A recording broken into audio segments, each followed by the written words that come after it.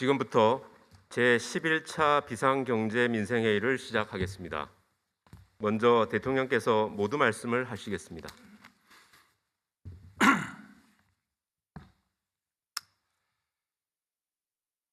여러분 반갑습니다. 오늘 11차 비상경제민생회의는 어떻게 하면 경제를 활성화시킬 수 있느냐 하는 경제 활성화 추진 전략과 그 점검을 하고 우리 모두 함께 논의하는 이런 회의로 진행을 하겠습니다. 지금 전 세계적인 이 고금리 이런 상황에 따라서 금융시장의 변동성과 그리고 또 이런 실물 경제의 불확실성이 높아가고 있습니다.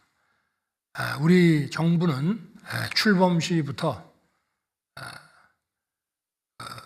공정한 그 룰에 따라서 시장이 자율적으로 작동되도록 정부가 시스템을 관리하고 그리고 그때그때 발생하는 여러 가지 금융 실물 리스크에 대해서 정부가 안정적으로 관리함으로 해서 기업 중심, 민간 중심의 경제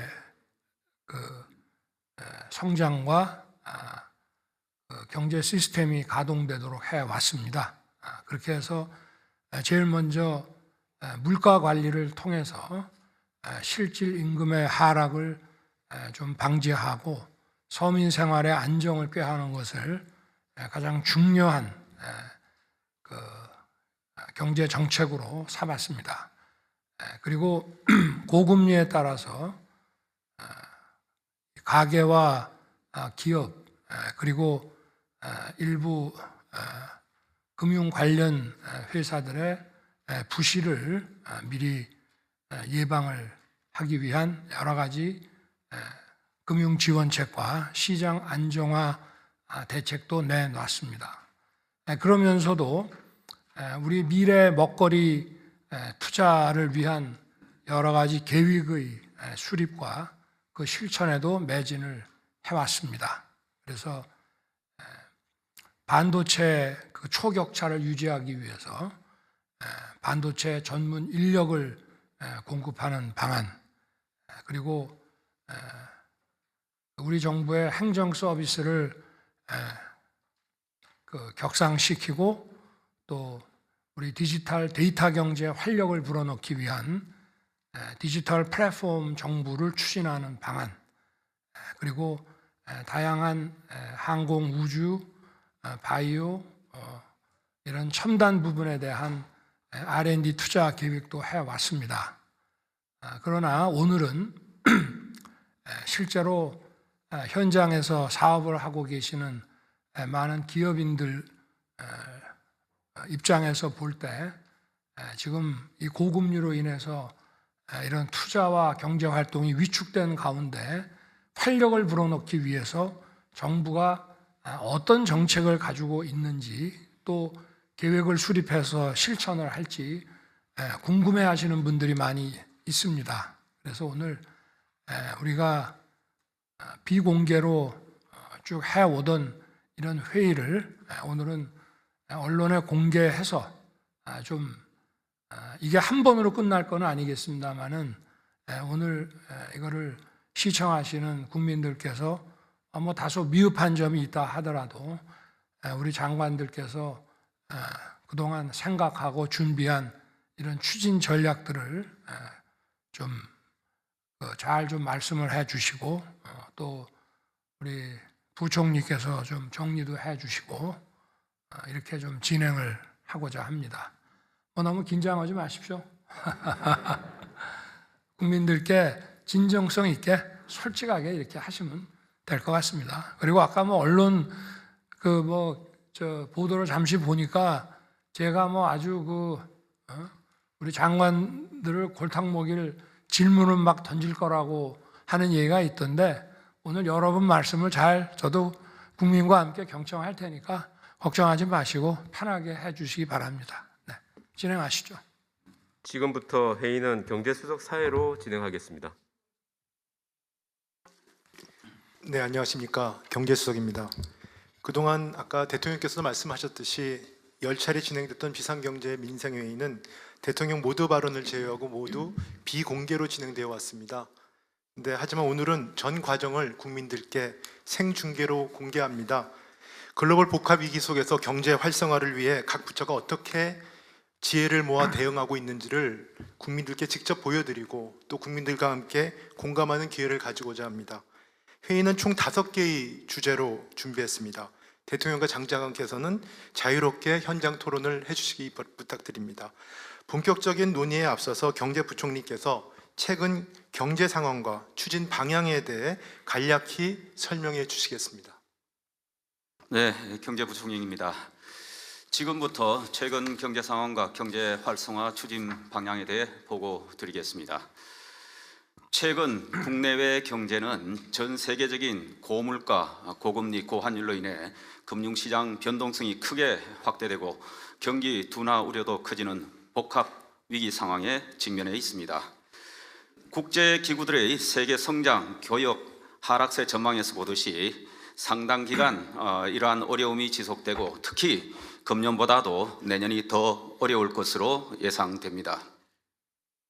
한편으로는 장기간 해결하지 못한 과다한 규제, 노동, 교육 등 구조적인 문제들이 누적되면서 우리 경제 잠재 성장률은 빠른 속도로 하락하여 현재 2% 내외까지 낮아진 상황입니다. 복합 경제 위기 돌파와 우리 경제 재도약이라는 두 마리 토끼를 잡기 위해서는 서비스 산업 등 내수도 중요하지만 무엇보다도 수출 활성화가 핵심 키라고 할 수 있습니다. 수출은 과거 우리 경제의 고성장을 견인한 원동력이었으며 97년 외환위기, 08년 글로벌 금융위기, 최근의 코로나 위기까지 어려운 고비 때마다 위기 극복의 버팀목과 새로운 도약의 디딤돌 역할을 해주었습니다. 그런데 최근 수출 여건을 보면 지난해부터 이어진 높은 증가세가 금년 하반기 들어 빠르게 둔화되는 모습입니다. 특히 우리 수출의 약 20%를 차지하는 반도체 수출이 글로벌 업황 둔화로 감소세를 나타내면서 관련 기업들의 영업이익도 위축된 상황입니다. 이처럼 내년까지 전 세계 경기, 교역 둔화로 수출 여건이 악화되는 가운데 주력 산업인 반도체 업황 사이클 하강 국면이 이어지면서 수출 어려움이 지속될 것으로 예상됩니다. 정부는 이러한 위기를 재도약의 기회로 삼기 위해 과거 위기 돌파의 원천이었던 수출 동력을 적극 발굴하고 총력 지원해 나가겠습니다. 특히 오늘은 전 세계적으로 경쟁력을 인정받고 있는 반도체, 2차 전지, 조선 등 선도 주력 산업의 글로벌 초격차 유지, 그리고 최근 수출 산업으로 각광받고 있는 원전 방위 산업, 그리고 건설 인프라 등 해외 수주 산업, 한류 열풍으로 각광받고 있는 관광, 컨텐츠 산업, 신기술에 기반한 인공지능, 디지털, 바이오 등 신성장 수출 동력 육성 방안 등에 대해 집중 논의하도록 하겠습니다. 예, 이상 간단히 보고 마치겠습니다. 네, 부총리의 발제 잘 들었습니다. 이제부터는 이 발제 내용을 토대로 주력 산업, 그리고 해외 건설, 세 번째는 중기 벤처, 그다음 네 번째는 관광 컨텐츠, 다섯 번째는 디지털 바이오 우주 등 5개 분야의 활성화 추진 방안에 대해서 논의를 시작하겠습니다. 첫 번째 주제는 우리 경제의 주력 산업 분야입니다. 먼저 산업부 장관님, 우리 주력 산업이 업종별로 어떤 상황인지 일단 설명 부탁드립니다. 예, 산업부 장관입니다. 최근 우리 경제 여건은 상당히 투자와 수출에 모두 좋지 않습니다. 금리가 높고 환율이 높고 또 물가도 높습니다. 이런 조건은 투자를 제약하는 조건이 되겠습니다. 글로벌 시장 침체로 우리 수출 시장도 위축되고 있습니다. 그래서 지금 우리 산업이 직면한 수출과 투자의 환경은 전반적으로 좋지 않다 이렇게 생각을 할 수 있겠습니다. 그렇지만 업종별로 살펴보면 업종별로 상당히 좋은 업종도 있고 또 그렇지 않은 업종도 있고 골고루 섞여 있다고 보여지겠습니다. 반도체나 철강이나 석유화학 등은 글로벌 수요 감소와 또 물가 가격 하락으로 상당히 좋지 않은 상황인 반면에 2차 전지나 자동차나 조선 같은 산업들은 글로벌 환경이 상당히 좋은 편입니다. 따라서 중요한 것은 전반적으로 투자 수출 환경을 개선하면서 업종별 맞춤형 전략을 저희가 마련하는 게 필요하다고 생각합니다. 네, 그동안 우리 경제의 버팀목이었던 반도체 산업이 최근 어렵다고 하셨습니다. 과거에도 어려웠던 시기가 있지 않았습니까? 이 반도체 산업은 말 그대로 호황과 불황이 교차하는 그런 사이클 산업입니다. 지금은 우리가 하강기로 진입하고 있습니다만은 여전히 우리 수출의 버팀목이고 또 상당히 중요한 핵심 산업이라 할 수 있겠습니다. 과거에도 우리가 하강기에 상당한 투자를 통해서 호황기에 큰 성과를 거둔 예가 있습니다. 그래서 지금의 상황이 하강기지만 우리한테는 도리어 기회라고 할 수도 있겠습니다. 그래서 정부에서는 민간 기업이 계획하고 있는 약 340조 정도의 투자를 제대로 실행될 수 있도록 제가 적극 지원하고 반도체 관련 주요 해외 기업의 외국인 투자를 촉진해서 국내 투자를 확대해 나가도록 그렇게 하겠습니다. 제가 한 말씀 덧붙이겠습니다. 투자는 타이밍이 굉장히 중요하다고 생각합니다. 기업들이 투자를 하고자 할 때 이 자금 지원이나 또 투자와 관련돼서 실행하는데 여러 에러들이 있는데 그것을 하면 곳곳에 그런 부처나 이런 데 찾아다니거나 또 하나 해서 하면은 그 다음에 또 다른 곳을 찾아가야 되는데 그래서 투자가 예정대로 진행될 수 있도록 범부처 원스톱 투자 지원 이 반을 가동해서 한 곳에서 그런 투자율을 적극적으로 해결해 주고자 합니다. 그리고 특히 반도체 분야에서는 인력, 기술 개발 그리고 인프라 등의 재정 자금으로 총 1조 원을 지금 예산에 반영해서 국회에 제출했습니다. 그래서 이 부분이 국회에서 잘 통과될 수 있도록 그렇게 국회에 적극적인 이해 협조도 구하겠습니다. 그리고 반도체 국가 기술에 대한 시설 투자에 대한 세액 공개도 지금 대폭 확대하는 세법 개정안이 나가 있습니다. 차질 없이 시행될 수 있도록 노력하겠습니다. 이 반도체 산업은 대표적으로 입지가 중요한 산업입니다. 특히 입지 관련 규제가 심할 경우에는 반도체 투자가 적게 시행되지 않습니다. 상당히 투자가 지연되기 때문에 반도체 입지 관련 규제가 조속히 해결될 필요가 있고 이걸 위해서는 국가 단위의 입지 지원이 필요하다고 생각합니다. 우리 국토부 장관님께서 한 말씀해 주시죠. 네, 지금 산자부 장관님께서 말씀하신 것처럼 이 반도체를 비롯한 주력 산업의 투자를 늘리려면 또 적절한 그 부지들이 있어야 됩니다. 근데 지금 보통 하는 경우들처럼 지방 산업단지로 하다 보면 시간도 오래 걸리고 또 지자체 간에 이 조정이 굉장히 좀 복잡해서 기업 개개별로 하기에는 상당히 어려움이 많습니다. 그래서 이렇게 반드시 필요한 경우에는 지방에 맡기는 것이 아니라 정부가 나서서 국가산업단지 차원에서 적극 조성해서 기업들의 불편을 해소하도록 노력하겠습니다. 지금 보면은 반도체 산업은 이제 이렇게 대기업뿐만 아니라 우리 중기부 장관님께 좀 말씀드리고 싶은데 잘 아시다시피 1,000개가 넘는 그런 중견 기업들이 중요하지 않습니까? 그 지원책 가지고 계시죠? 네, 그 반도체를 대기업만의 산업으로 보시는 분들도 계시는데 실제 중소 중견기업 1,000개사가 뒷받침을 하고 있습니다. 그래서 내년에 3천억 규모의 반도체 생태 펀드를 조성을 해서 집중적으로 지원을 할 예정이고요. 그 시스템 반도체 강국의 달성을 지금 목표로 하고 있습니다. 그래서 시스템 반도체 하면 설계를 지원하는 소규모의 팹리스 기업들을 육성해야 됩니다. 그래서 파운드리 팹리스 협의체를 구성을 해서 글로벌 경쟁력을 가질 수 있는 원팀으로 그렇게 협의를 이어나가도록 하겠습니다. 지금 여러 장관님이 계셨는데 혹시 대통령께서 좀 말씀하실 부분이 있으신가요? 반도체 네. 좀 더 들어보겠습니다. 네, 알겠습니다. 하여튼 그 반도체 산업은 공급망의 중심축이자 국가 안보 차원에서 중요한 전략 자산입니다. 그래서 반도체 산업 못지않게 다음에는 우리 경제의 주력 산업인 2차 전지 산업이 있는데요. 다행히도 아까 산업부 장관님 말씀처럼 전망이 좋다고 하셨습니다. 산업부 장관님께서 구체적으로 상황이 어떠신지 또 좀 추가 설명 부탁드립니다. 2차 전지는 지금 업황이 아주 좋습니다. 2차 전지는 사실 지금 제2의 반도체 산업으로 지금 성장하고 있고요. 그다음에 우리 기업들이 최고의 기술력 수준을 갖고 있습니다.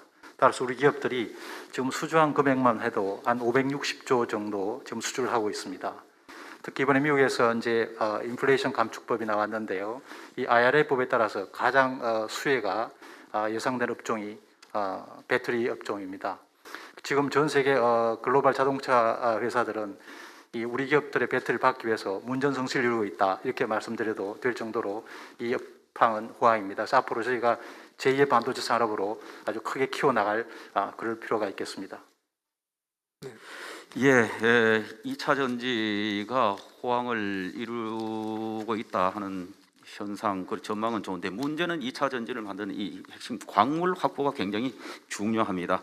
니켈, 리튬, 망간 등을 어떻게 원활히 조달하느냐가 바로 2차 전지의 원활한 또 생산과 직결되어 있다. 그런데 이런 핵심 광물들을 지금은 중국 등 일부 국가에 우리가 의존해서 광물들을 가지고 있다. 이렇게 해서는 만약에 한 곳에 문제가 생기면 2차 전지 생산에 또 문제가 되기 때문에 이 수입선을 다변화하는 노력이 굉장히 필요하다. 그래서 지금 정부에서도 다변화 노력을 하고 있는데 이 부분에 대해서 더 강화해야 되겠다 이런 생각입니다. 그리고 뿐만 아니고 이러한 핵심 광물을 하는 이 공급망을 안정적으로 확보하는 장치가 굉장히 필요하다. 그래서 공급망을 우리 체계적으로 확보할 수 있는 국내 제도 정비 등을 위해서 공급망 지금 안정적으로 확보하기 위한 기본법을 지금 현재 입법 추진 중에 있습니다. 그리고 또 공급망 안정화 기금을 신설해서 제대로 핵심 광물들을 조달할 수 있는 이런 체계를 마련하고자 합니다. 예. 뭐 캐나다, 호주, 또 인도네시아 그 정상들을 만날 때도 이 핵심 광물에 대한 그 공급망에 대한 협조도 구하고 이렇게 했습니다마는 거기서 생산한 광물을 우리가 사오는 경우도 있지만 광산 자체를 우리가 매입을 해서 개발을 하고 이렇게 하는데 또 시간이 많이 걸리기 때문에 이게 적시에 그 공급을 하기 위해서 공급망 안정화를 위한 이런 그 다양한 그 종합적인 대책이 필요할 것 같습니다. 중요한 거는 시기 아니겠습니까? 그리고 전 세계 그 공급망 광물별로 이런 산지 이런 것들을 지도로 전부 잘 준비를 해가지고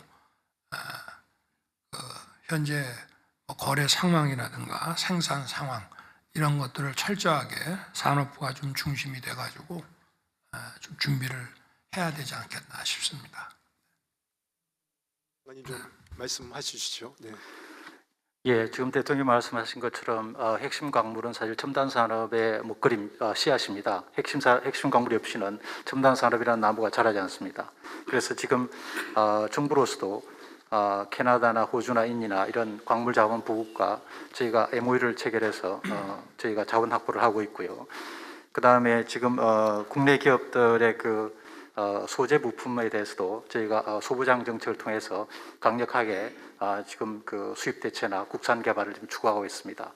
앞에 말들 이어서 보면 2차 전지는 저희가 앞으로 크게 키워나가야 될 핵심 산업이기 때문에 저희가 이 소재나 핵심 광물의 공급망을 강화하면서 또 전고체 같은 차세대 배터리 기술을 개발하기 위한 그런 대책을 담은 2차 전지 산업 그 혁신 전략을 저희가 11월 중에 발표하겠습니다.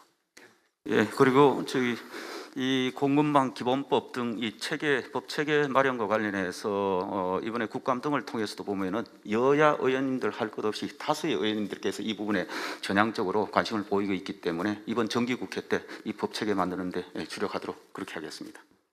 네. 오늘 여기 외교부 장관은 안 나오셨지만 공급망 안정화에 또 중요한 것이 다변화라고 생각이 됩니다. 하여튼 우리 산자부에서 이 서플라이 체인에 대한 좀 구체적인 전략과 이런 아주 디테일한 이런 상황들도 다 좀 점검을 상시 좀 해주시고 다른 부처와 기업들하고도 이런 점들을 좀 공유해 주기 바랍니다. 네, 외교부하고 경제부처하고 또 같이 협력을 해서 또 좀 더 발전적인 방안을 좀 고민하겠습니다.